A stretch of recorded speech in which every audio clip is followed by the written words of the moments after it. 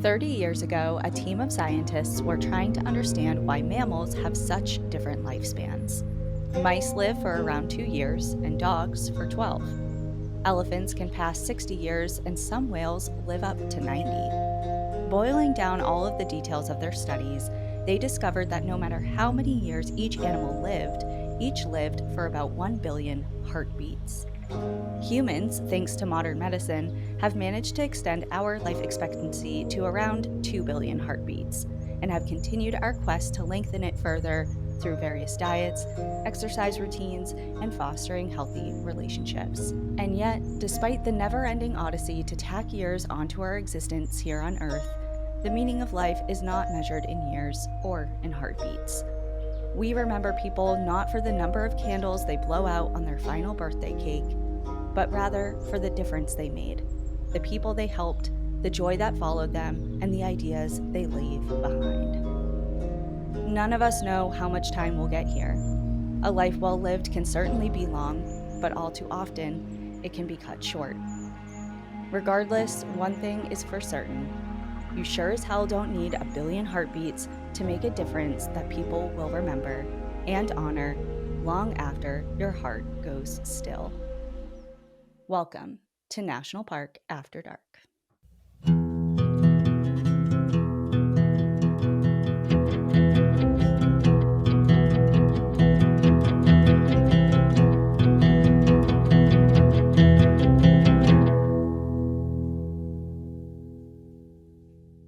I really liked that intro.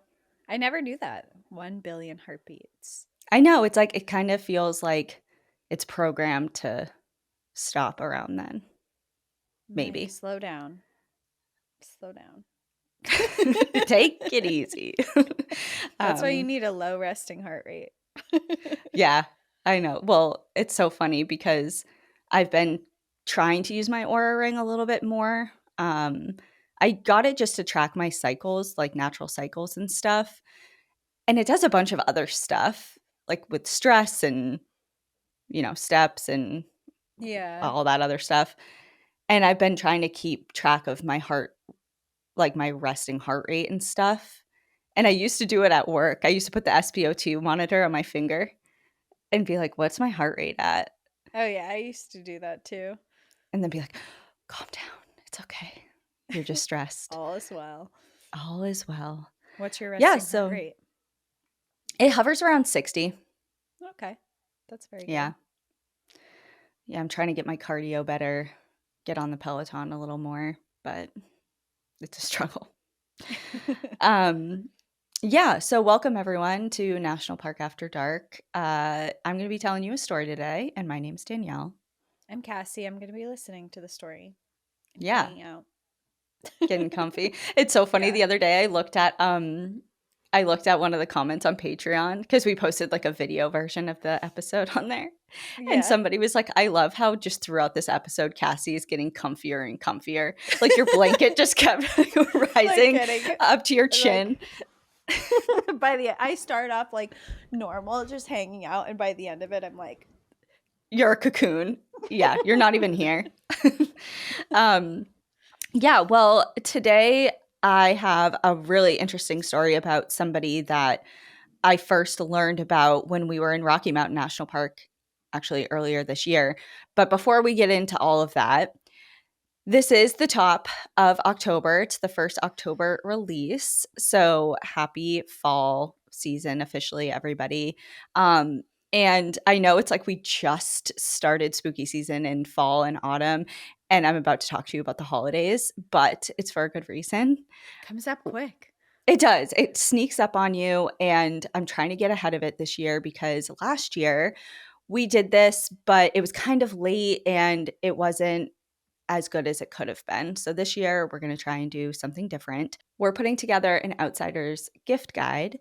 And that means we want to put together, it's nothing fancy. It's just going to be kind of a condensed list of small businesses that are owned and operated by National Park After Dark listeners. And we're going to send it out to our email subscribers as a way of supporting our community as the holidays approach. And we just have so many listeners that are not only so talented with creating tangible physical things, whether it be art or I don't know, just unique pieces, but also that have really cool companies because we all know you don't have to give a physical gift. You can give an experience or a service. And we have so many listeners who just are so talented and Hmm. offer so many awesome things that we get to hear about because they'll email us about it. And we want to make sure that everybody else has the opportunity to not only know about those cool things, but also support them during the holiday season if you so choose. Yeah. And I feel like our outsider MPAD community has supported us so much throughout the years that it's a fun way to kind of give back to you guys to help support your businesses and to connect our community all together. So it's a fun, more local way to shop and also probably a lot more unique because we're hoping to highlight some of you that have things that maybe people don't even know exist yet. Right. So if you want to be two things, if you want to be considered to be included in the gift guide, and we say considered not because like we're judging you or anything, but because we expect the response to be, if it's anything like last year, really overwhelming. We're only two girls, okay? And we We don't can only put have so much, but we'll try to include yeah. as much as we can. Yeah, and we'll put it through into, like, sections kind of to make it a little more easy to read and things like that, but either way, yeah, if you wanna be considered to be included, please write to assistant@npadpodcast.com. That's kind of our side email we use for things like this. Yeah. And we'll put a link So we'll put that in our show description too, so you can yeah, just click it.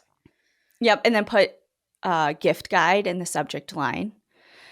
And on the reverse of that, if you want to receive this gift guide, sign up for our email. If you go onto our website, there's a pop up right away that asks if you want to subscribe. We literally don't spam because we don't have the time. We're just two girls. We're just two girls. We do a newsletter once a month that we put together. And with the exception of this gift guide, this will come out, if all goes well, at the very beginning of November so that you have time to go through it and place orders and things like that for December. So, yeah, that's what we're cooking up on the side. So, if you're interested in that, now's the time. And we're accepting submissions until like the third week of October. So, you have a Yeah. couple weeks. Yeah, so if you're hearing this late, it might not be too late for you. Right. But if you're hearing it in November, Sorry. sorry, there's always next year. Okay. Well, moving on. Again, we mentioned spooky season, and I think, especially with the tone of a lot of our episodes and kind of what we're all about, people are like so amped to hear spooky and scary and haunted things for the entire month of October. But I'm not going to give that to you today. And I apologize.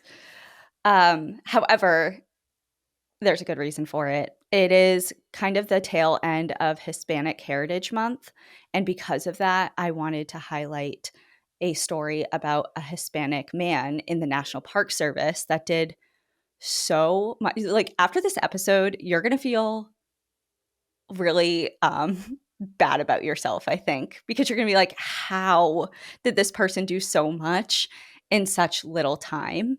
It's so impressive because Yeah. I certainly haven't done this much, and learning about his story made me kind of inspired to do a little more. So I'm like, "I'm gonna put together a gift guide." So there's that. Um, and yeah, I learned about this originally when we went to, God, why can't I think of it? When we went to Rocky Mountain National Park, it was a book in the visitor center, and I took a picture of it. I'm like, "I'm coming back for you." Oh, cool. I So love now's the finding time. stories like that. Yeah. All right. So let's get going. In February of 1936, four cars found themselves stuck in the Rio Grande River. There is no bridge between West Texas and Buquia in Mexico, so the cars had tried and ultimately failed to drive through a shallow section of the waterway. Around 20 men, representatives from both the United States and Mexico, climbed out of the trapped vehicles. They had convened to discuss the creation of parks along and across the shared international boundary. The catalyst for this trip had come the year before, when President Franklin Roosevelt authorized the creation of Big Bend National Park in Texas, just north of the river crossing that they were stranded in. While the designation was still a formality, it entrusted the National Park Service with a vast landscape, from the towering Chisos Mountains to the sprawling Chihuahuan Desert and dramatic canyons carved by the Rio Grande. But unlike many of the earliest national parks, Big Bend was not granted the status for scenic qualities alone. The Park Service first sent a biologist to survey the area, in part to document the wildlife that lived there, which was pretty standard, which included mountain lions, ringtails, and javelinas, known as pecaries for those who they look like wild pigs, kind of. Do you know Okay. what that? Okay. Yeah. But also to judge if the proposed park boundaries could provide enough habitat for those same animals to thrive in. And it was with that biologist's findings and endorsement that Big Bend State Park became a national park. The International Commission, who was eventually towed out of the river by Mexican ranchers on horseback, was meeting to discuss taking the designation up a notch, how international parks might extend those protections already in place even further. So it's like started as a protected space at the state park, it got bumped up to a national park, and now they're like, let's see if we can make this international because they wanted to expand across borders. Okay, so for clarification, you found this book in Rocky Mountain National Park, but the Yes. story is about Big Bend National Park. No. It's Right. Yes, we're talking about Big Bend right now in this particular circumstance. This Okay. story is actually, I know we usually center this around a particular public land, specifically whether it be a national park or national forest. This is actually about a individual that did a lot for the National Park Service in general. Okay, so we're going to be like hopping around to national Yeah. parks. Yep. Gotcha. For the National Park Service, this was a radically new way of doing business and a dramatic departure from how they used to do things. It was the start of a shift towards science driven management and towards the agency that we all know and love and respect today. Since its founding in 1916, park rangers have killed coyotes, mountain lions, and even pelicans to protect game animals. Now it seemed like all animals were being considered, at the very least, fairly. And if you asked leaders in the Park Service at the time, the people with power and the people with influence, who we have to thank for this change, they'd all answer with one name: George Meléndez Wright. So that is who we are going to be speaking about today. Interesting.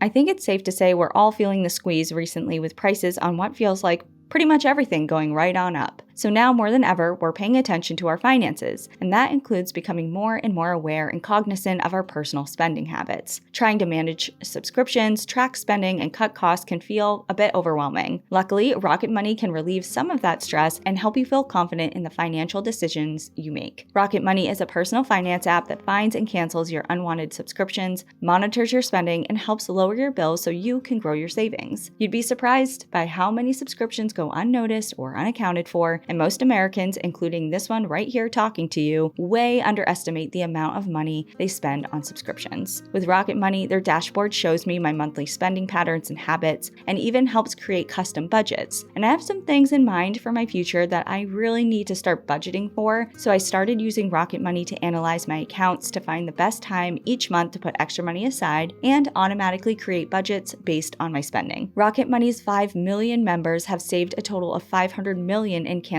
subscriptions, with members saving up to $740 a year when they use all of the app's premium features. Cancel your unwanted subscriptions and reach your financial goals faster with Rocket Money. Go to rocketmoney.com/NPAD today. That's rocketmoney.com/NPAD. rocketmoney.com/NPAD.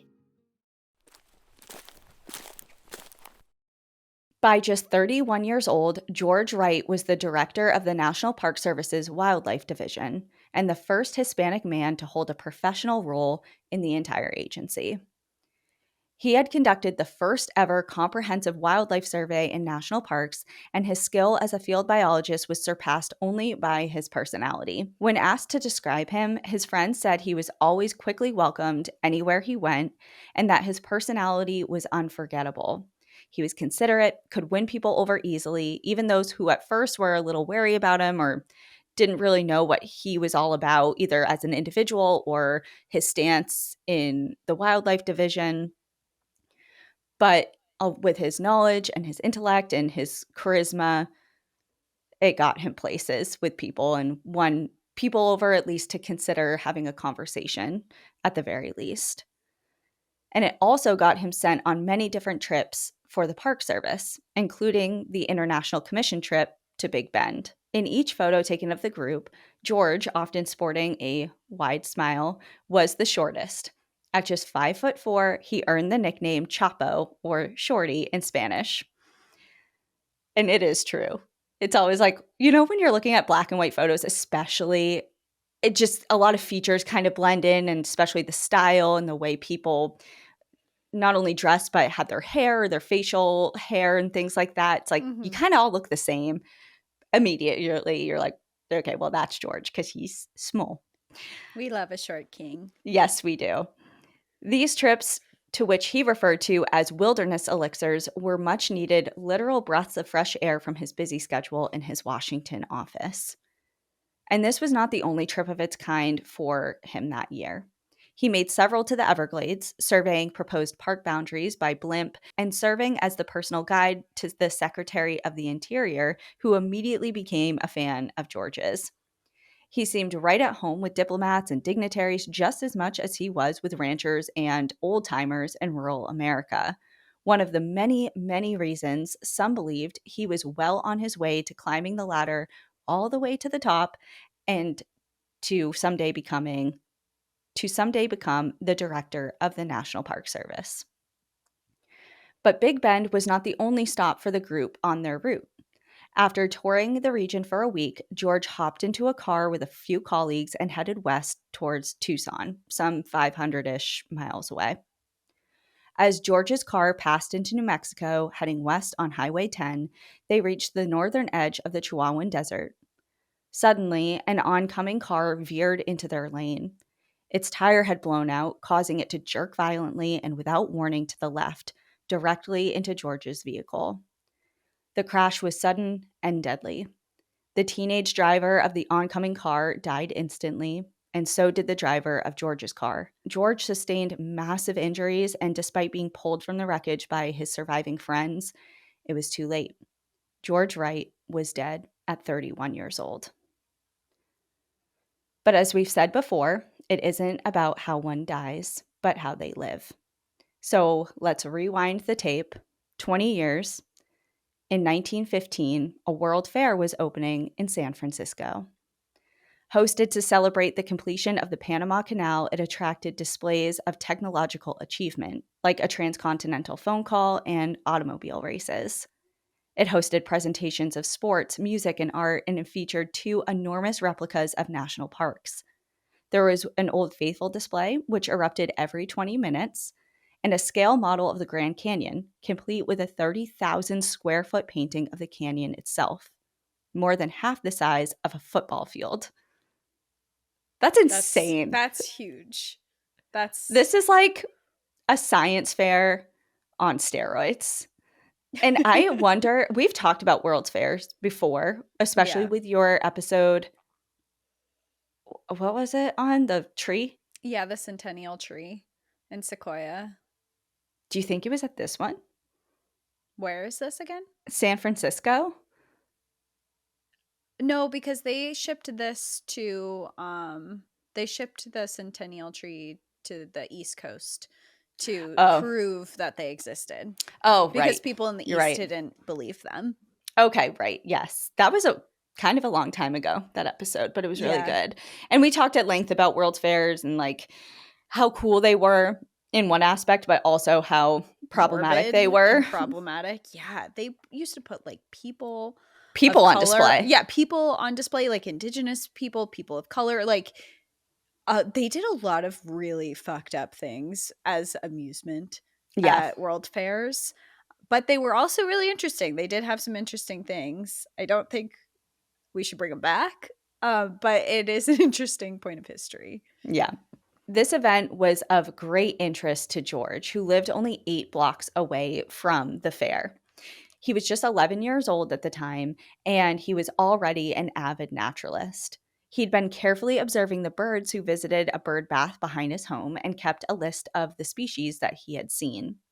His great aunt Cordelia had encouraged him to pursue his passion for biology, sending him out to explore nearby Lake Merced and the Golden Gate parks with a bird book in hand. By this time, Aunt Cordelia, who he called Auntie, it was actually his great aunt, was George's only family and his primary caretaker, as both his parents had already passed away when he was a child. His father, John Wright, came from a successful family of steamship captains in San Francisco. His mother, Mercedes Melendez Ramirez, came from a prominent family in El Salvador. How the couple met is kind of a mystery. It's been a little bit lost to time. There's a couple of different theories, maybe because Wright's shipping company brought coffee from El Salvador, or because Mercedes was sent to school in San Francisco, and that's maybe where they met. But regardless, by 1905, the two of them were married, had purchased a home in San Francisco, and had 3 sons, with George being the middle child. It was, by all accounts, a wonderful home full of both conversations and customs in both English and Spanish, with the whole family traveling between San Francisco and El Salvador often. But in 1906, George's mother passed away suddenly from acute appendicitis, and within a few years, his father was diagnosed with cancer. His father did what he could for his 3 boys, including enlisting the help of his widowed stepmother, Cordelia. He left his youngest son, Charles, in the care of family in El Salvador, dividing up his estate between his children, and passed away a few months later at the age of 56. Oh, that's heartbreaking. I mean, it's a lot. It's a lot of Right. death. Yep. One after the other. Yeah. George's oldest brother moved to El Salvador, leaving George and Auntie alone in their San Francisco home. Despite their large age gap, so at this point in time, George is a child. I mean, he's barely 9 years old, and Cordelia was 72. So different ends of the spectrum here in life. Despite that, the two shared a really special bond and became constant companions. Beyond encouraging his passion for wildlife, Auntie taught him daily lessons until he started officially at school, which served as an early chance for his personality to really shine through. In high school, he founded the Audubon Society Club and served as its president at the age of 13. And by this time, he was already corresponding with the local University of California offices to organize field trips for his club, the Audubon Society. At 13. Yeah. He was active in the Boy Scouts, where he was tasked with teaching his fellow scouts about plants and animals. And he excelled academically, which I don't think there's a surprise in that. At 16 years old, he was accepted to the forestry program at UC Berkeley. At 16? Yeah. So I don't know if that's standard for the time, or if he was like today, that would, I know it's possible, but it's uncommon. I don't know if at the time that was more standard or not. Yeah, to leave school early and go to college or something. Yeah, but regardless, it's a huge accomplishment. And Auntie, thrilled for him, bought a house near campus and moved with him. Aww. At Berkeley, he joined a frat, Delta Upsilon, which would become the center of his social life. And this is just, it's not very important to the story, but I just thought it was really funny. So he and Auntie would host regular frat parties, and she was beloved by his friends. Oh, I bet. Like a great aunt, like a 70-something-year-old woman. It's almost like your grandma who's sitting on the couch, like drinking and smoking weed with all your friends. She is going to be accepted by everyone at that party. She's the house bunny. Yeah. Mom. Yeah. House mom. Yes. House Bunny is the movie I'm thinking of. I know. Okay. But now Thank I'm you. picturing Auntie in House Bunny attire. Yep, as Anna Faris. Yes. Yes. So she was like, kind of when you have a cool, I remember my senior year of college, our landlord, he had bought the house on Water Street in Keene, New Hampshire. It was an old, like Victorian era house that had been a family home for generations and decades. And then he happened to buy the year we moved in, he had happened to buy it. And he's like, I'm actually going to renovate this and rent this out to college kids because it was just a couple blocks off campus. And I remember because he had never been a landlord before and he was just some guy that was like, I just want to make some money. Like, he was the coolest. We would come over. I have pictures of Natea giving him an apple pie shot. And like, just like, he was just so chill and fun to be around. He was just like this older guy, just like not in a creepy way or anything. He was just like a Yeah. cool dude. And I just imagine Cordelia filling that same role. And she was just always around for their house parties and just like hanging out with everyone. And one of George's friends, wrote about her once saying, the old lady was charming and her philosophy on youth so much broader than the average parent. It was amazing. When I left to go dance, her remark was, I think you better let the butler get you a highball. I can see you haven't had any and the girls don't want a stupid slow one to dance with. She's like, you got to loosen up. Get a Like, drink. get a drink, party. You're being Yeah. a stick in the mud. Yeah, she surely had the right idea, is how he ended it. But it wasn't all cocktails and house parties. George was also developing as a student. As a forestry major, his coursework emphasized field observation and note taking. One of his professors, Joseph Grinnell, developed a methodical style of field notes that is still widely used today. And I had to look it up because I just got a book when we were in Glacier I about was going to say, is Grinnell. he after Not Grinnell not of Glacier? the same. Not of the Okay. same. But kind of like this was Joseph Grinnell was right before the other Grinnell that we're thinking of. Okay. But still in like the wildlife conservation space, and that's kind of why it confused me. But George, who had been taking notes on the species he'd seen all of his life, was very quick to make a good impression with his professor and other mentors. During his summers, George set his sights beyond California and began to explore more and more of the American West. In the summer of 1922, he participated in a Sierra Club trip to the High Sierras, the largest trip the club had ever put on up until that point. He was one of 200 hikers that made the 270-mile trek, summiting Mount Whitney along the way. The enormous group was supplied by a train of 90 mules, carrying, among many other things, 450 pounds of cheese and 2,000 pounds of ham. It's like, so you were Jesus living life. off charcuterie boards for this trip. You know, they're not wrong.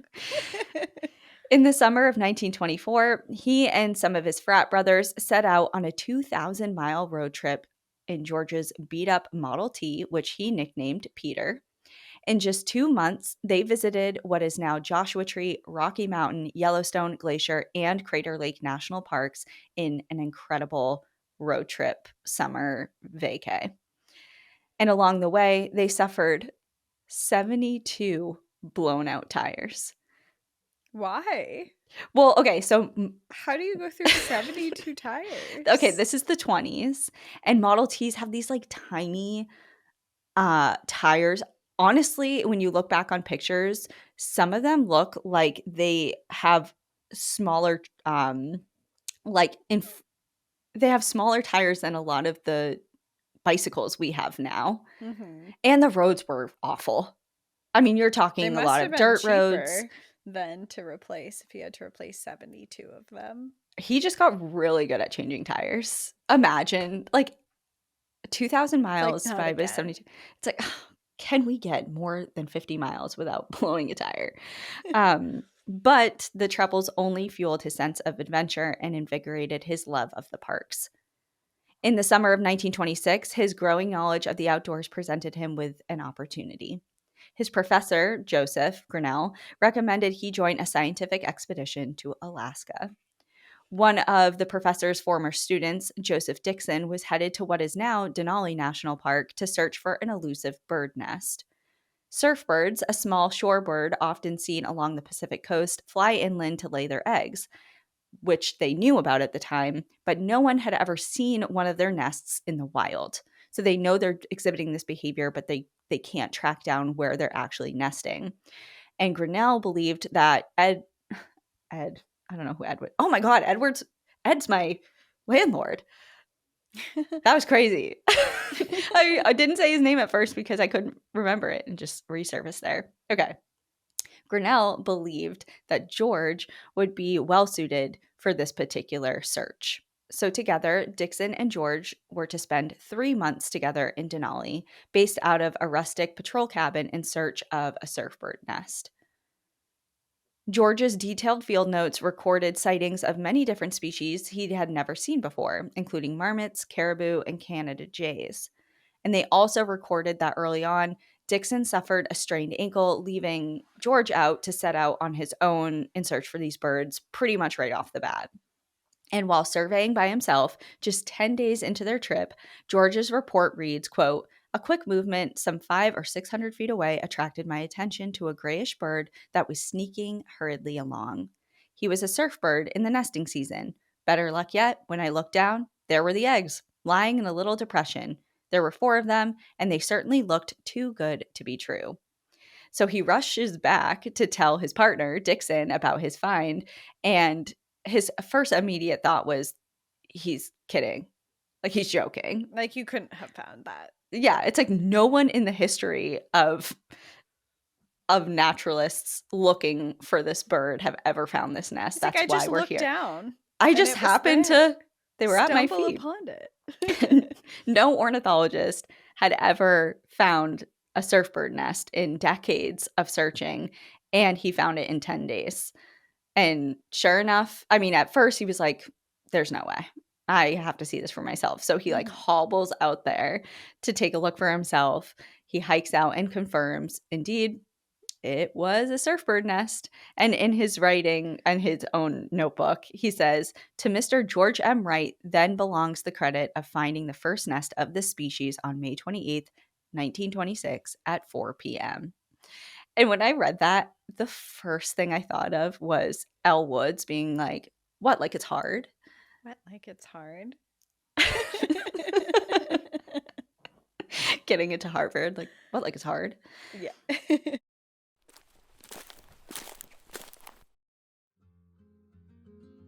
This episode of National Park After Dark is brought to you by Wild Grain. Wild Grain is the first bake from frozen subscription box for artisanal breads, seasonal pastries, and fresh pastas. And for every impatient baker like myself, all items conveniently bake in 25 minutes or less. And for sensitive tummy people, unlike store-bought, Wild Grain uses a slow fermentation process that's easier on your belly, richer in nutrients and antioxidants, and made with simple ingredients you can actually pronounce. Their boxes are fully customizable, and they're constantly adding seasonal and limited time products for you to enjoy. And they have 3 options of boxes: classic, gluten-free, and plant-based. I just finished up decorating my yard for Halloween. It is October 1st as I'm recording this, after all. And as I did it, I had their pumpkin cinnamon biscuits baking in the oven. So when I was done, I walked into my kitchen and that sweet, yummy smell of fall was just wafting throughout my kitchen. And I rewarded myself with the sweetest of treats that was so easy and quick to make. This fall, treat yourself and your loved ones to warm sourdough breads and seasonal baked goods from Wild Grain. Rumor has it, they have apple cider donuts and pumpkin cinnamon biscuits, so get them before the seasonal items sell out. For a limited time, Wild Grain is offering our listeners $30 off the first box, plus free croissants in every box when you go to wildgrain.com/NPAD to start your subscription. You heard me, free croissants in every box, and $30 off your first box when you go to wildgrain.com/NPAD. That's wildgrain.com/NPAD, or you can use our promo code NPAD at checkout. Don't miss their seasonal products. After Alaska, George wrapped up his time in school and worked for a short time for Dixon and Grinnell at Berkeley's Zoology Museum. And it was great. He loved it. But his passion really lied with being out in the field and being outdoors. And more specifically, to live and work in the national parks that he had spent his summers going to and exploring. So on October 17th, 1927, he cashed in when he got a chance to do exactly that. He received a letter in the mail informing him his application for a job with the National Park Service had been accepted, and he was to become a national park ranger in Yosemite. Exciting. Moving with Auntie, because Auntie's right there still. She's like, all right, we're going to Yosemite. We're going to Yosemite Valley. George marveled at his new office. On his first day, he wrote in his journal, "The valley is sparkling, cool and clear with an abundance of autumn coloring. About the rim, there is 10 inches of snow, ever so white against the blue sky." And I can just imagine, I mean, my first experience in Yosemite Valley was with you. And I remember you saying before we got there, just kind of hyping it up and being like, it's so magical and beautiful. And I had the advantage of at least seeing pictures of it before and kind of mentally prepping of what I was about to experience. And for him at this time in the 20s, you know, there's descriptions and paintings and maybe a few photos, but nothing could have prepared, I'm sure, an experience of getting into that valley for the first time and seeing that and being like, this is my life and I get to Not work knowing here. what you're going into. I Yeah. know. God, I remember the first time I saw Yosemite on just pictures because I think it was on Instagram and someone had tagged it. And I was like, because I didn't grow up learning about national Mm-hmm. parks or anything like that. And I remember seeing it and being like, where is that? What is that? I How do have I to get go there? there. Yeah, I have to go there. And it became a bucket list place for me. And actually, when we were working at Banfield, I went there for the first time. Oh, I don't So recall. it My was, Cassie's on one of her trips. yeah, I did travel a lot when we were at Banfield, but that was one of them. I was out in California and we went. Well, despite being just 23 years old, George brought a huge amount of experience to his role, which really excited his supervisors. The year before, the park had completed its first year-round road into Yosemite Valley and had just opened the Ahwahnee Hotel, where guess who is now living? Auntie. Auntie's Of like, I'll course take she a room would. and live Where there year-round. it's like she's like the Awani would work great, thank you. It just opened. It's brand new. It's in like this She's like, beautiful. this'll do. From frat house to the Awani. Look at her She's go. living large. Yeah. I wrote in my notes.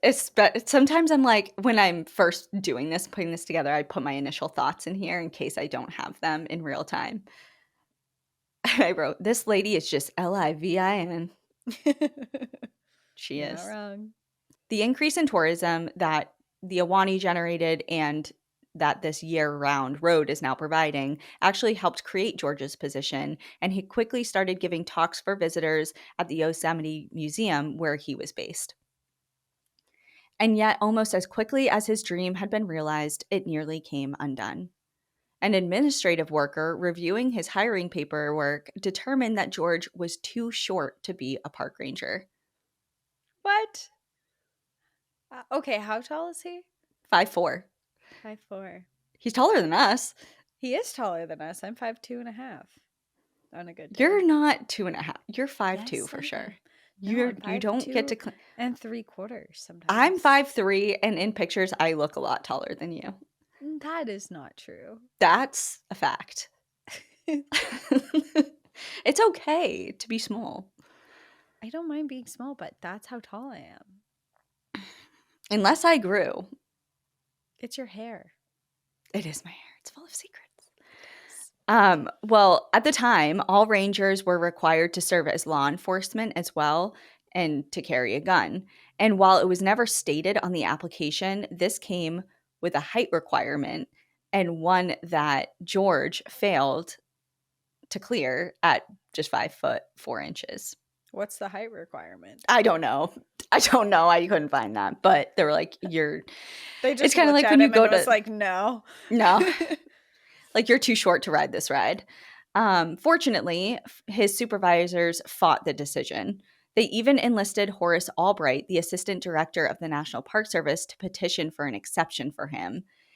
In a persistent series of letters, Albright cited George's lengthy list of accomplishments and stated plainly, "We must take no chances of losing this valuable man." And ultimately, he was permitted to stay. Good. That's a ridiculous requirement. Yeah, I hope that, I mean, I know for a fact that is no longer in existence, but I hope that this situation with George was the catalyst for that to Kind of be squashed ousted. that. Yeah. Yeah. If this hiccup had bothered George, he didn't seem to show it. He was making the most of his new life in Yosemite Valley. Each morning, he'd bring coffee to Auntie in her room at the Ahwahnee before getting out to work. He and his fellow naturalists gave talks to the thousands of visitors that came every year, and he also began to write articles for Yosemite Nature Notes, the official publication of the park's education division. These articles on natural history included the songs and calls of the mountain quail, a fungus that was killing the park's chokecherry plants, and the diet and decline of golden eagles in the park. He also made a ton of friends in the valley's tight knit community. He joined regular hikes with Enid Michaels, one of the first women naturalists in the Park Service, and her husband, Charles. He befriended local artists, including Norwegian landscape painter Christian August Jorgensen and a young up and coming photographer named Ansel Adams. But despite having all of the success and kind of riding this high that is now his professional and personal life, by late 1928, his biggest supporter, Auntie, was in ailing health. At the age of 88, she had grown weak and suffered some health setbacks. George wrote of this time that he was always prepared for an emergency move, but on December 19th, Auntie passed away in the Ahwahnee Hotel. The impact that she had on George's life was immeasurable. The independence that she fostered in him had helped him succeed everywhere he applied himself. And she was a fiercely independent woman for the time, the matriarch holding court at DU parties, which no doubt shaped George's rather progressive views of women in the National Park Service. But most of all, she was family. As he returned to work, his perspectives on wildlife management in the national parks began to take shape. He wrote about his dislike for several practices common in the National Park Service at the time. Many parks in the West advertised bear shows, which we've talked about, I mean, at length in several different episodes. But TLDR version, they were essentially piles of trash dumped to attract bears for visitor viewing purposes, like a tourism type of show. Served as entertainment, which was, as we know, extremely problematic. Several other parks, including Yosemite, constructed makeshift zoos as well, corralling local wildlife for guaranteed displays, which we haven't talked about a lot, but was a thing. And It's not just just crazy. Welcome like to the not, national park. See our caged wildlife. and it's kind of like we make fun of people, especially historic accounts of people being like, when do you release the animals or when do you put them back? And we're like, oh, they're wild animals, you stupid idiot. But then it's like, okay, with a history like this, where there's actual zoos within the national parks that employees have taken wild animals and put them in cages for, it's like, I can understand how that kind of gets a little confusing back in the day. Totally. So there is that. I'm not saying, I mean, still use your critical thinking skills, but, you know, I'm trying to give some credit. Additionally, all parks were practicing predator control, using guns, traps, and poison to indiscriminately kill mountain lions, wolves, coyotes, and bears. And George viewed these practices not only as distasteful, but counter to the very mission of national parks, moves that were actively harmful to the landscape. The views were no doubt fostered by his mentors. For example, Joseph Grinnell was staunchly opposed to park zoos, but they were also likely shaped by a woman named Maria Labrardo.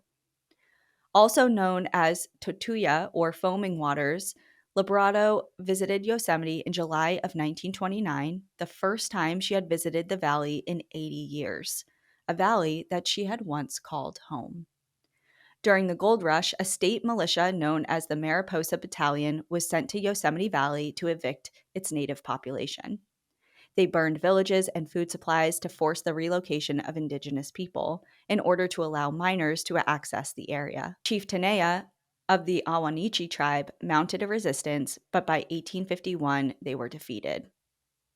Totuya, who was the granddaughter to Chief Tenaya, was one of the last people to flee Yosemite Valley during the 1851 attacks.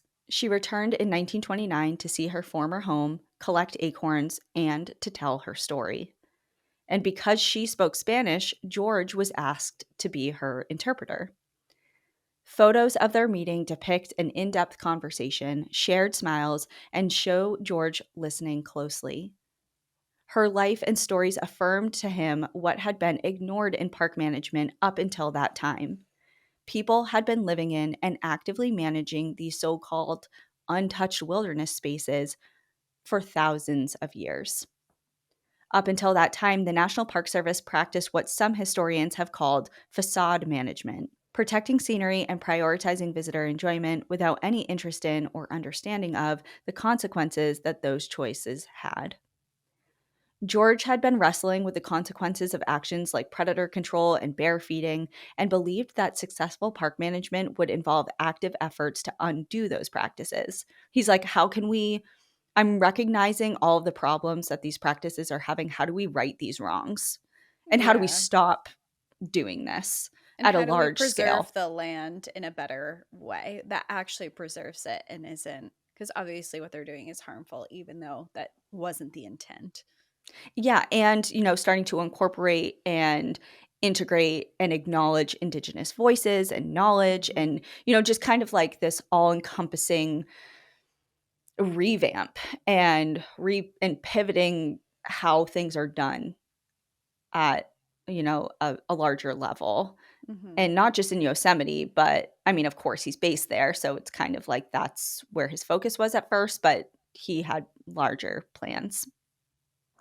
He believed that in an ideal world, parks should be to maintain the landscape in a primeval condition, free of harmful human influence. He wrote in his journal, quote, "Recognition that there are wildlife programs is admission that unnatural, man-made conditions exist. Therefore, there can be no logical objection to further inference by man to correct those conditions and restore the natural state." He started to formulate an idea: a multi-year survey of wildlife problems across national parks in the West. He argued this would allow the National Park Service, for the very first time, to understand the issues wildlife are facing and do something about them. He wrote about this idea to his friend Joseph Dixon, the one who's like, "How did you just find these birds in 1 hour?" Years after their search for the surfbird, Dixon was now the head field naturalist for the Park Service. George laid out his plan for the survey, which Dixon eagerly supported, and the two began to slowly discuss the plan with more and more people. And it's just goes to show it's not always what you know, but who you know that really propel things, because if he didn't have these connections, this may not have gone anywhere. Some expressed doubt that George could lead such an ambitious effort because, number one, it has never been done before, so it's unprecedented in that way, but he's 25 years old. And he's only 5'4". And he's 5'4". He's short, so how could he How possibly? could short people do anything? Well, in response to those concerns, the pair agreed that Dixon, with his additional years of experience, should be the face of the operation. And others worried that the National Park Service lacked the funds to finance the survey, just point blank. But George, in response, said, "Okay, I'll pay for it then." So he funded the entire operation, pulling money from his inheritance to create a private trust. Like, Short that's how, man with big pockets. yeah. And such a passion for like what he believed in. It's like he works for the federal government, and you would think that they would fund something like this. And he's like, "Well, if you can't, I think it should be done, so I'll pay for it If you then." don't have the money, then I will use my own inheritance that was supposed to be for my livelihood for the cause.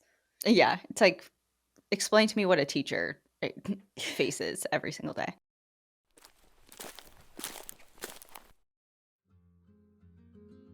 This episode is brought to you by IQ Bar, our exclusive snack and hydration sponsor. IQ Bar is the better-for-you plant protein-based snack made with brain-boosting nutrients to refuel, nourish, and satisfy hunger without the sugar crash. If you're a tried and true NPAD fan, you know I always have IQ Bar products on hand. The bars in my car for a quick and nourishing snack, the hydration sticks in my Pilates bag for after heated Pilates sessions for hydration, and the IQ Joe instant coffee in my backpack for hot coffee at camp. All IQ Bar products are entirely free from gluten, dairy, soy, GMOs, and artificial sweeteners. Their Ultimate Sampler Pack is a great way to try all of their products and flavors. You get 9 IQ Bars, 8 IQ Mix Sticks, and 4 IQ Joe Sticks. Their bars are full of plant protein in tons of delicious flavors, their hydration sticks have no sugar and are full of electrolytes, and their IQ Joe have 200 milligrams of jitter-free natural caffeine. With over 20,000 5-star reviews and counting, more people than ever are fueling their busy lifestyles with IQ Bar's brain and body boosting bars, hydration mixes, and mushroom coffees. And as I mentioned, the Ultimate Sampler Pack is the perfect way to get all 3. And right now, IQ Bar is offering our special podcast listeners 20% off all IQ Bar products, including the Sampler Pack, plus free shipping. To get your 20% off, text PARK to 64,000. Text PARK to 64,000. That's PARK to 64,000. Message and data rates may apply. See terms for details. Well, with all of these provisions in place, the Wildlife Survey was officially greenlit by Horace Albright, who is now the director of the National Park Service. Remember, 2 years earlier, he was the one who advocated for him when that other guy was like, you're too short. So he had advocated for him, like, we can't lose this guy. He's going to do big things, and here it is paying off. So now here he was signing off on his plan to launch the most ambitious research project the National Park Service had ever seen, and probably smiling to himself, knowing he advocated for the right guy. You know, like, we made the right guy famous. Like, told you. Type of thing. Yeah. The Wildlife Survey team was composed of 3 people: George, Dixon, and Ben Thompson. Thompson had been working as a waiter at the Ahwahnee Hotel in Yosemite when he initially met George. And over the years that he met him, those 2 or so years that they became friends, George actually convinced Thompson to pursue a zoology master's at Berkeley. He's like, I see great things in you, and you can like really make it. And he encouraged him to pursue his higher education. As the 3 men prepared for a summer full of field work, George remembered the 72 blown-out tires that he suffered on his previous road trip, and probably dreading changing another tire, he spent top dollar on a field car, and in May of 1930, they set out on a journey that would last 3 whole years. And, you know, I love a road trip with you. We were just talking about doing one. We've been on so many trips together, but I don't know if I could do 3 straight years. Why? What's wrong with me? You just need so many snacks all the time. You're not wrong. You're not wrong. And you lose your phone like every 15 to 20 minutes somehow in the car. You're like, hold on, I have to check for my phone. Can you check my location? That happened I don't know where my phone time for a duration of 30 minutes. Happens a lot. And also, I just 3 years away from home is just far too long. I think. Right. Nothing's wrong with me. It's not you. It's not you as a person. It's me. It's not you, it's me. Right. That's what they keep telling me, and I just don't get it. So the Wildlife Survey would eventually visit 14 national parks, and in each park, they sought to gather a broad perspective on the issues facing wildlife. They met with park superintendents to evaluate different park management actions and interviewed what they referred to as old-timers in the area to understand how things used to be in whatever park they were at and what changes they've noticed on the landscape. It was through these conversations that George and the team would identify issues in each park and begin to collect data, which is just so like something that we see also. We just saw, so we didn't mention, but we just returned from a trip to Voyageurs National Park, Yeah. where we did a weekend with the Voyageurs Wolf Project. And a lot of what we learned that weekend was just this collaborative approach that the project has with the residents that live in and around the park and are living and working and recreating with and trying to ranch among wolves, and Mhm. how different coexistence measures either do or don't work, or they just listen to the locals about their frustrations or their worries or whatever, and that is integrated into how they operate and how the project is run.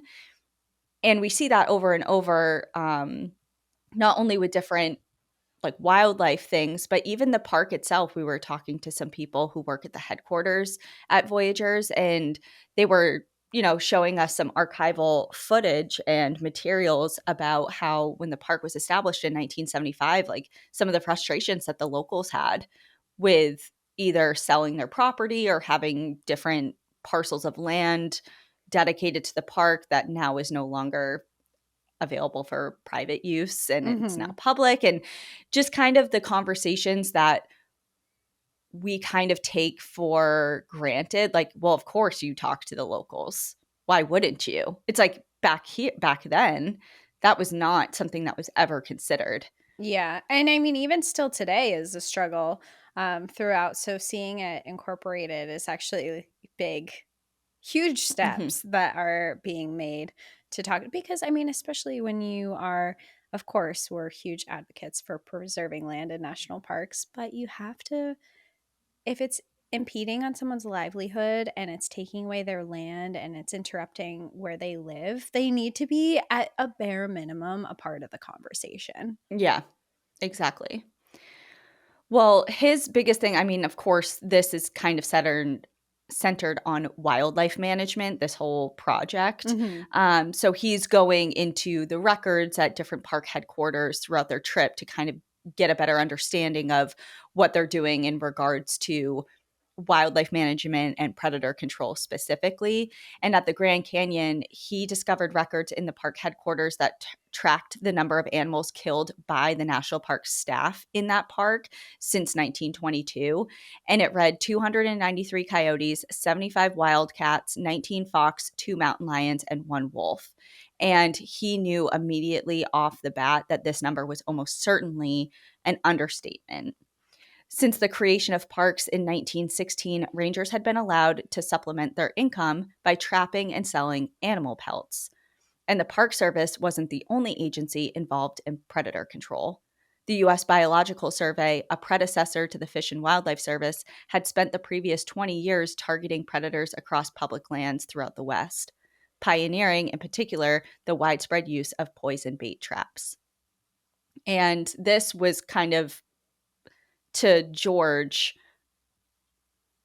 he viewed this as not only like it probably upset him at a fundamental level, but also he recognized that the absence of predators revealed that the parks were incomplete. He believed, and rightfully so, that these predators were indicators of a healthy environment and should be afforded the same protections the National Park Service gave to other species. Yet, no matter how much George disagreed with a practice, he never reprimanded or chastised those he spoke to, like the rangers who would hop out of their car while driving him around to shoot a coyote running across the road. The wildlife team would eventually make recommendations on how to address these problems, but while in the field, George was simply there to observe and to listen. That would be so hard for me.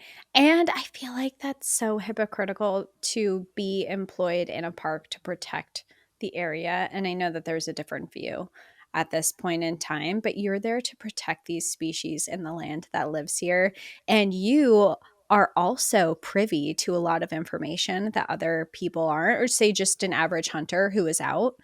You're privy to a lot of information of where these animals are, and you're just allowed to like go off in your own time and go exactly where you know that they are and wait for them and hunt them. Well, and not only Or allowed, on but patrol. encouraged. Yeah. It's like, we'll pay you. The government is not only employing you, but they're going to pay you for every predator pelt that you bring back. Yeah, Like, so that's there's not right. incentive as Yeah, well. and especially in a time where you have to provide for your families and stuff. You're like, "Oh, this is great. I'm in the place I love.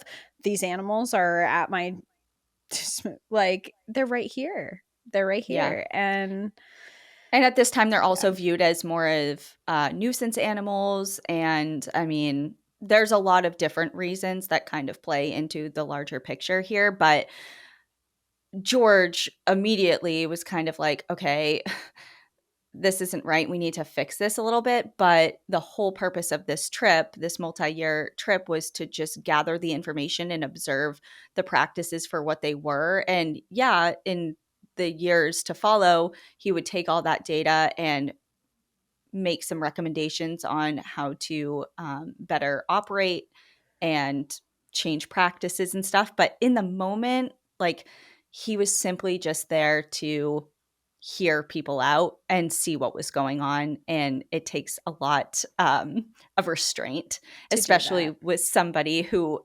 disagrees with what you're with it. You're doing. right, exactly.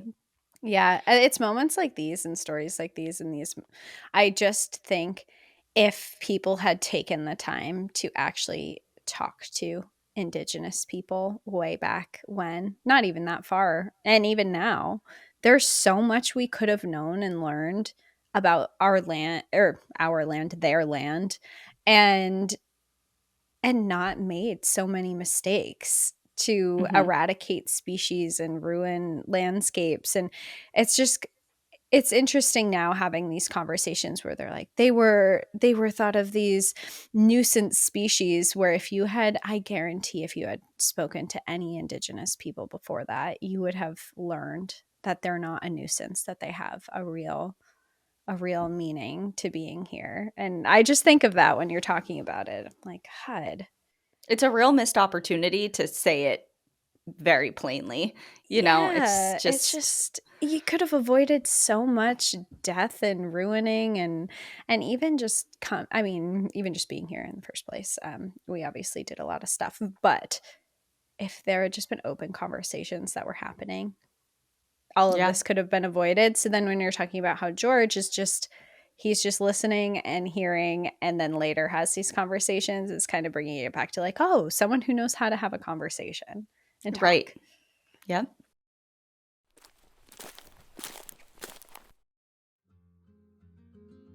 Recently, I've been getting texts about failed delivery attempts from allegedly UPS, and because I always have my ears and eyes open for scams, I knew this was one right off the bat, especially because they requested I verify my identity by giving them over financial information. And I know this is the age of electronically sending and receiving money, but come on now. Your security deserves to be a priority, and Cash App treats it that way. With Security Lock, Cash App requires a successful Face ID or biometric authentication to access your account. It's like your money is protected by your own personal bodyguard, even if your phone is lost or stolen. Plus, if you're about to send money to someone new and Cash App notices something looks a bit off, or you might be falling for a scam, it will send you a warning before the money is sent to confirm that everything looks right. Turn on Security Lock in your Cash App settings today and pay attention to scam warnings to keep your money safe. Learn more at cash.app/security. For a limited time, new Cash App customers can earn $10 if they use code SECURE10 in their profile at sign up and send $5 to a friend within 14 days. Terms apply. Cash App is a financial services platform, not a bank. Banking services provided by Cash App's bank partners. Prepaid debit cards issued by Sutton Bank, member FDIC. Discounts provided by Cash App, a Block Inc. brand. Visit cash.app/legal/podcast for full disclosures.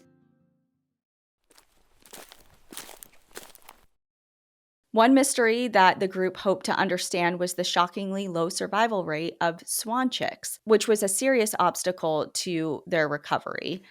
One day, Dixon spotted one possible explanation, and that was ravens.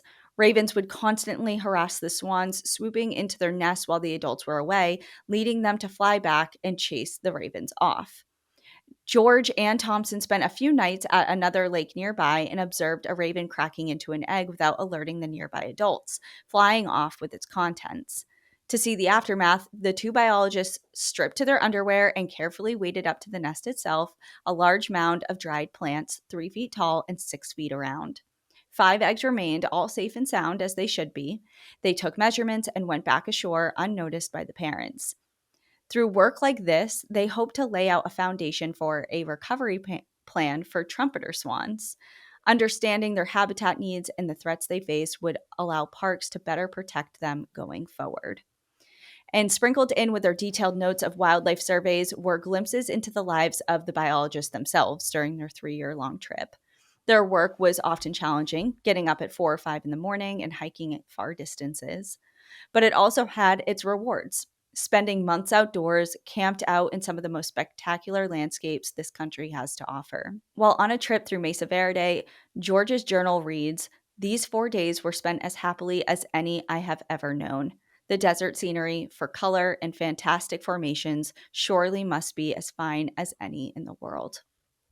Even Dixon, whose notes were usually pretty like dry and direct and very clinical almost, um, leaned towards some like flowery descriptions and bordering on poetry when in awe of the natural world.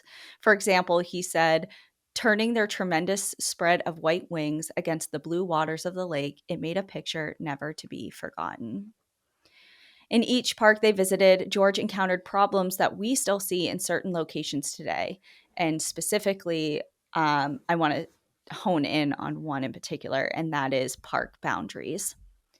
There was no relationship between the park boundaries and the natural boundaries of habitats. In Mount Rainier, for example, deer, elk, and mountain goats flourished in the high elevation park throughout the summer, but come winter, they moved down to lower elevations, down into the Forest Service lands, which didn't afford the same protections as within the park, and many were immediately shot once they stepped out of the park boundary protections. These species had been long targeted, with landowners aiming to keep them off their grazing lands for nearby cattle. But by the 1930s, people displaced by the Great Depression and the Dust Bowl had also set up camp nearby, depending on the game animals for income and subsistence. As a result, the protections that Mount Rainier provided were limited, if not useless, to these animals, especially year round. I mean, they only Mhm. spend part of their time within the protections of the park. The problem, George described, is that the park boundaries were drawn for political reasons with no considerations for natural habitat boundaries. And this problem was not limited to that specific park. It reared its head in other places too, like Mesa Verde and Yellowstone. George, probably sighing in exasperation, wrote of the problem in his report, referring to Mesa Verde in particular, saying, quote, "On the south and west sides of the park, there are no present natural boundaries. It is like a house with two sides left open." The wildlife team began to argue that parks should be biographically self sufficient units containing enough habitat for their wildlife to survive year round. When necessary, parks should acquire additional lands, and new parks should only be created with this particular goal in mind. For all of these reasons, George and Thompson were sent to South Florida in the fall of 1930 to survive the region's wildlife as part of an evaluation of a newly proposed national park, which happened to be the Everglades. George's notes from this trip are surprisingly sparse, likely because on this particular trip to the Everglades, he contracted malaria. Oh no. And for somebody who, I didn't have malaria, but I had dengue, and it was not fun. I would not be writing in my journal. Let me just tell you that. Um, and for him, it proved to be quite debilitating. And it was so bad, in fact, that he couldn't make it back to California as planned. And their road trip stopped at a hospital in Phoenix. But while laid up in the hospital, he made a surprising choice. He decided to get married. In the hospital?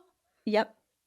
George had met Bernice Ray, whom everyone called B, when they were both students at UC Berkeley.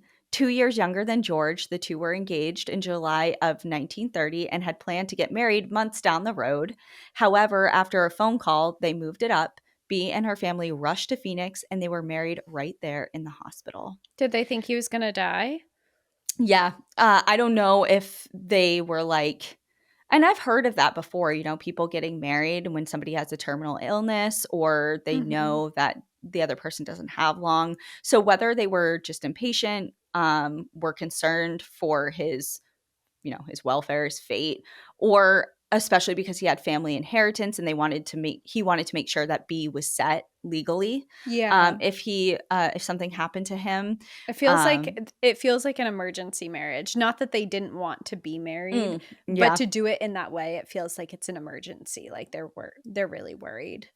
yeah, exactly. So he just wanted to make sure that she was set, and he did. That's really nice. After 3 summers of constant field work, he and the team turned to publishing their findings in 1932. While their work would continue for another year, they compiled their findings and recommendations into a publication titled Fauna 1.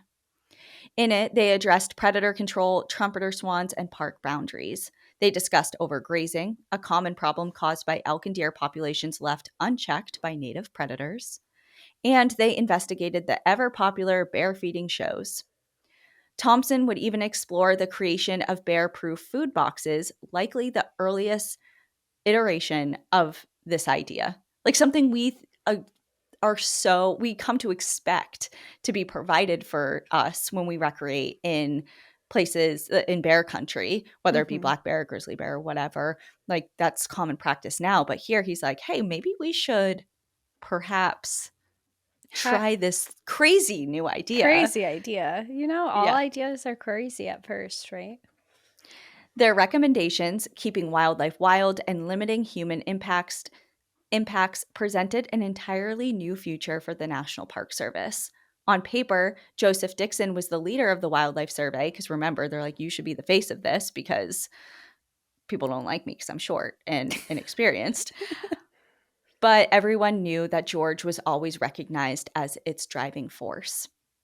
George, through his boots on the ground conversations with the public, specifically those who were most connected to the spaces he was studying, recognized that research would not be enough to affect change. They needed to get people on their side as their ideas about wildlife management were not always popular.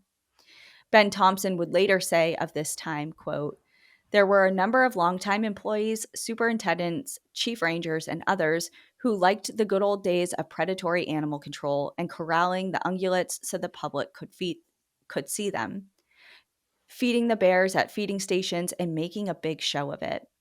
There were there was all of that to overcome, and to make progress with that and have them still like you was quite an accomplishment. Joe and I didn't have the kind of personality for it, and we knew it, but George did have it.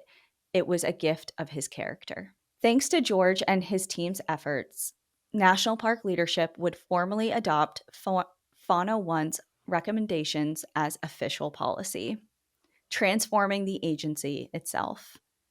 It was sent by mail to every park superintendent with custom recommendations for each park, including an endorsement from 27 prominent scholars, which is just such a huge accomplishment Yeah. to affect change not only in one specific area, but To get other throughout the people on. agency. Yeah. It's like this is standard now. This is standard protocol for what we do as an agency nationwide. Yeah, he standardized the protocol. For any one of us, that publication and the changes it served as a catalyst for would have been just like more than enough. It's like I It's did like it. we did it, Joe, and just hang up your hat and But he was just that's getting it. started. Yeah, for him the work was just beginning. The successes of wild the success of the Wildlife Survey helped win the support for his next goal, the creation of a wildlife division within the National Park Service. This division would oversee the continued and expanded efforts of wildlife research within national parks, and there was no doubt in anyone's mind who should be the leader of that department. In March of 1933, President Herbert Hoover signed off on George's appointment as the head of the new National Park Service Wildlife Division. He, Bee, and their two daughters, Charmaine and Pamela, packed up their Berkeley home and moved to D.C. Once there, he was able to hire a small staff, including his friends, Dixon and Thompson, to continue research around the country.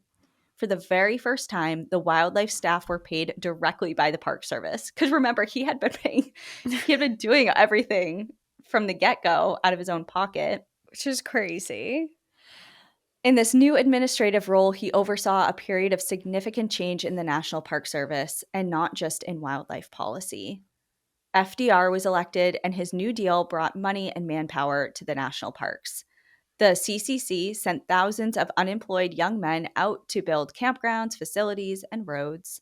And while the National Park Service welcomed this influx of funds, the resulting development projects often ran in opposition of George's position as a wildlife director. And just because he now led a wildlife division didn't mean he had a seat at every table when it was coming to making these decisions.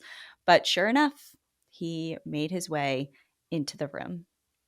In one example, he heard about a project that was going to essentially pave a certain portion of the road near the south rim of the Grand Canyon. And he had been there quite a number of times doing different surveys and gathering different data. So he knew that area and that dirt road in particular that they were trying to pave. And he knew that it spanned across a largely intact remote habitat between the canyon village and Havasupai Point, an area that had been overgrazed and was in need of restoration. Yet he only heard about this road project after it had been approved. Seeking to limit the impact of park planning efforts, he wrote a letter of protest to the director, making the case that the road should be kept as a wilderness trail for automobiles. Unpaved, he argued, it would both preserve habitat and provide a fantastic experience for any tourist who, quote, would like to do a little exploring on their own as a real wildlife trip. The engineers and the architects pushed back on him right away. George sent Thompson to the area to collect detailed data on the impacts that the road would have, and after considerable back and forth, it was agreed that the road would be modestly improved, but kept as a dirt one. And from then on, the Wildlife Division had a seat at every planning meeting. And this was just one of the many ways that George steadily shaped the National Park Service culture. It's just like he's right there he's like, okay, I hear you and I understand your concerns and your wants and needs and desires, but also like this is a problem and it's not like my way or the highway. And I think that's when we see so many butting of heads when it's like, no, we have to do everything my way. And there's no Yeah. room for consideration of the other person or perspective. And he was just so good at coming to compromise that Mm-hmm. it made people more open to considering a collaborative effort and maybe a new option. It doesn't have to be A or B, it could be C. Totally. And he's also coming at it from it feels like, and you've talked about this already, but that nobody's really looking at this from the wildlife perspective. So he's coming in and he's like, I see what you want, but what about the wildlife that's here? How can we fix this so we're actually doing something that's beneficial to them as well? And when you were talking about the roads and driving them and stuff, you see those dirt roads in a lot of national parks now. Mhm. And I wonder if this was like kind of Well, he was a like, "Yeah, turning I point. understand you want a road here to get tourism to these places and to provide access to people, which brings in dollars to the park because people need to access the park. Yeah. However, like, can we just keep it as a dirt road and not pave it?" It's just like, and that's just one example. I mean, there's so many. But Yeah. that's just one that points to kind of his approach to coming into conversations and getting somewhere with them instead of just arguing Like, you're around and around wrong, and that's a around. bad idea. And then Or you're it's just, like, like, we're going fighting to with each actually other. close this whole area because the wildlife needs it. It's like, to the other side, they're like, okay, that's all well and good, but that doesn't provide opportunity for tourism. And we Yeah, need which that. is paying for their Right, protections. right. The scope of his work had grown. While he continued to support on the ground research, he began to make his case for wildlife conservation to larger and larger audiences. In 1934, he gave a heartfelt national radio address about the concerning decline of wild game across the country, published Fauna 2, a follow up to Fauna 1, and spoke at prominent conferences.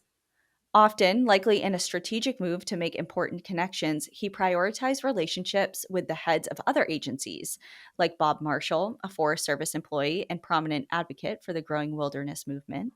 It was through relationships like these that he facilitated change, like his connection with Ding Darling, chief of the U.S. Biological Survey, a collaboration which helped create the Red Rock Lakes Waterfowl Refuge in Montana, significantly expanding protected trumpeter swan habitat. For California National Park fans, you can thank George, like pour one out for him here, because he spearheaded the effort to create Kings Canyon National Park by working with the Sierra Club to coordinate an advocacy campaign, and with photographer Ansel Adams, whom he'd met in Yosemite Valley years before. The pair organized an exhibition of Ansel's High Sierra photography, which was displayed for Washington lawmakers, which inspired its preservation. And I think we hear about that a lot with Ansel Adams and how his photos really spoke to people who had never seen the area, or, just really was like, look at how beautiful this is. This should be protected. But I've heard of that. I've never heard of George's part in it. And now it's very clear that it was an equal effort. And all of this by just 31 years old. Many who witnessed his rise, like former director Horace Albright, believed he would become director of the Park Service someday, and yet, tragically, we know what happens next. On Tuesday, February 25th, 1936, George Wright was killed in a car accident. Midway through the International Commission on the Southern Border, the National Park Service had lost one of its brightest rising stars. His loss sent reverberations felt by many. His former supervisor in Yosemite, Carl Russell, said, "George was at once my greatest inspiration and best sustaining friend in the office. I feel we have lost the conservationists in our official ranks who really combined understanding with action. I can think of no one who can replace George."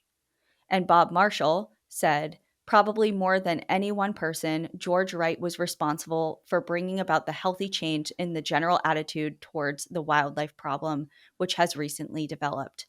He did not think merely in terms of keeping out roads or preventing lumbering or stopping hunting. He thought in terms of the primitive whole, just as he thought in terms of wildlife as a whole. No one could ever ask for a better friend." The Sunday after his death, B invited close friends over to the house where they put on George's favorite music and celebrated his life, then later went to Cypress Lawn Memorial Park and spread his ashes at Auntie's grave.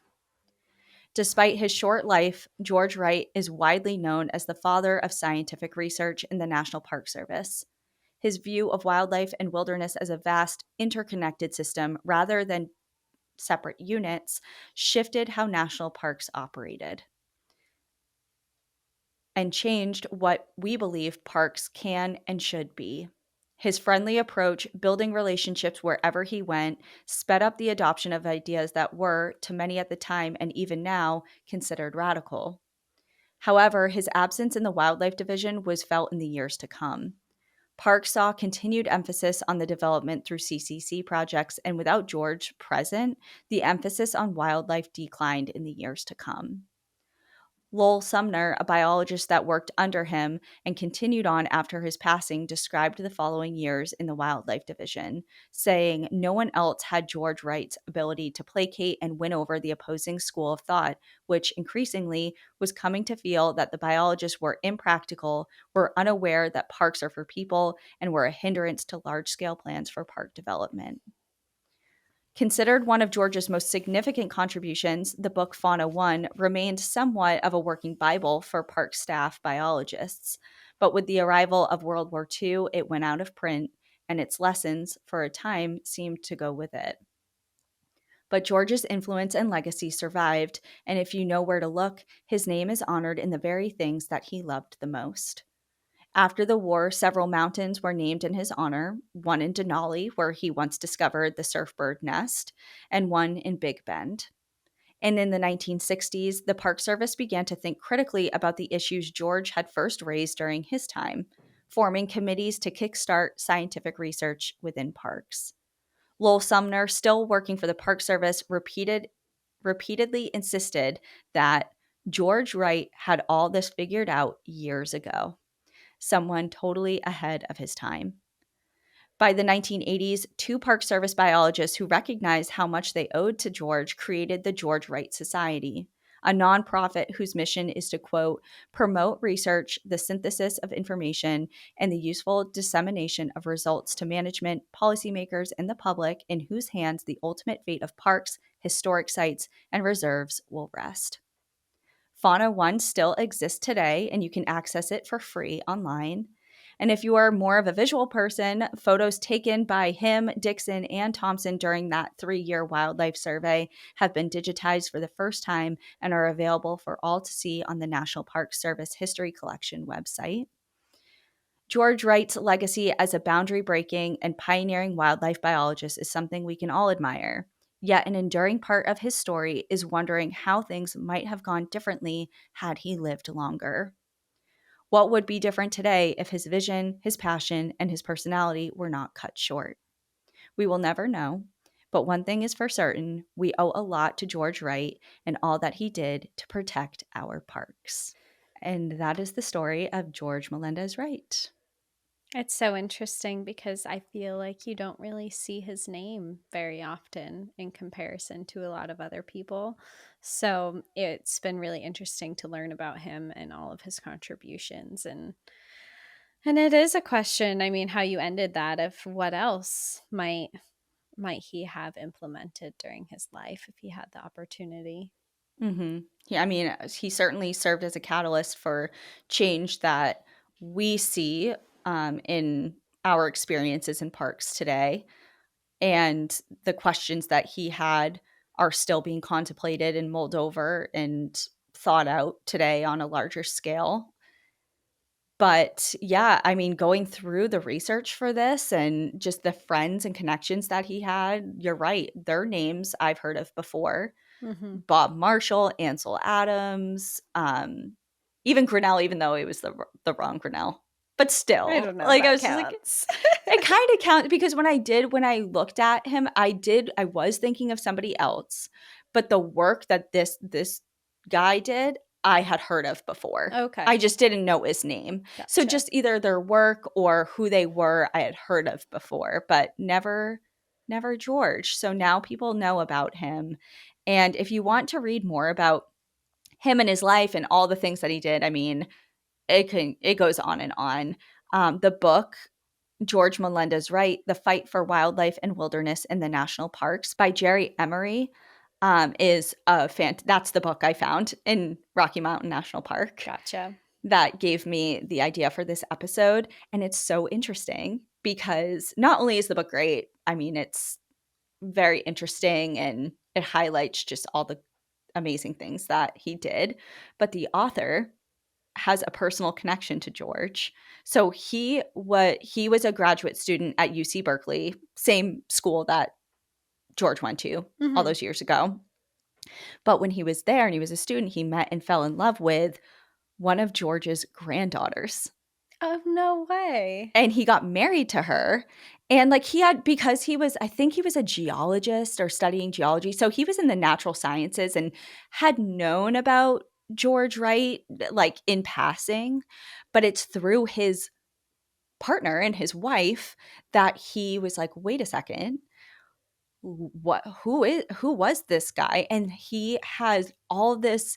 I mean, B, who is George's wife, I mean, she obviously became widowed in her 30s. She was very Hmm. young, and she did eventually get remarried. However, she kept all of George's field notes and books and notes and Oh, everything. wow. So Jerry, the author of this book, had access to all of that, and clearly testimonial from his family, his Yeah, descendants. And of course, he did a bunch of other research and went to headquarters. I mean, he worked on this book for like almost a decade, that's gathering so cool that information he and dived stuff. into it, though. That's But really yeah, like such interesting. a cool personal connection. And yeah, that's how he was really introduced to George Wright. And yeah, so it's a cool way to find interest in wanting to research somebody, not just because they did so much and accomplished a lot, but because you now have this like familial connection to them. Yeah. So yeah.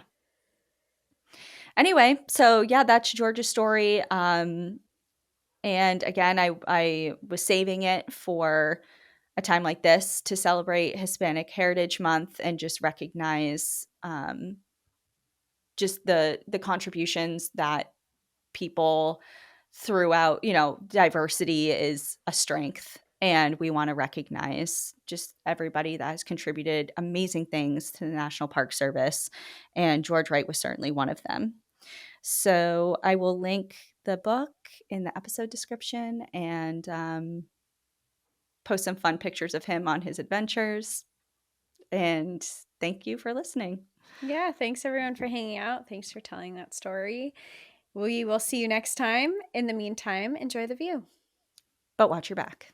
Bye, everyone. Bye. Thank you for joining us again this week. If you love National Park After Dark and want to hear exclusive bonus stories, join us on Patreon or Apple subscriptions. Patreon subscribers have access to our National Park After Dark book club, live streams, Discord, and much more. If you prefer to watch our episodes, video episodes are now available on YouTube. If you're enjoying the show, please take a moment to rate, review, and subscribe on your favorite listening platform. And to follow along with all our adventures, you can find us on Instagram, Facebook, TikTok, and X at National Park After Dark.